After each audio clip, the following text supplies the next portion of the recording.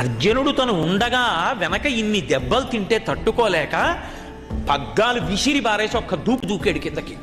ఆ దూకేటప్పటికి ఆయన కడుపులలో ఉన్న జగములు ఊగిపోయి ఆయన కుండలములు ఇలా ఊగితే ఆకాశం అంతా కాంతి కప్పుకుంది.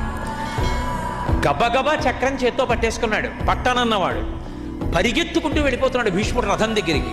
పైన వేసుకున్నటువంటి బంగారు రంగు ఉత్తరీయం జారి కింద పడిపోయింది. అర్జునుడు ధనస్సు విడిచిపెట్టి కిందకి దూకి, బావా బావా, అర్జునుడు చేతకాని వాడైతే కృష్ణ పరమాత్మ చక్రాయుధం పట్టాడని లోకం చెప్తుంది, బావా కోపం తగ్గించుకో, వదిలేయి వదిలేయి వదిలేయి అని వెంటపడి చేయి పట్టుకుంటుంటే, నేను నీ రథంలో ఎదురుగుండా ఉండగా నిన్ను కొడతాడా అంతా?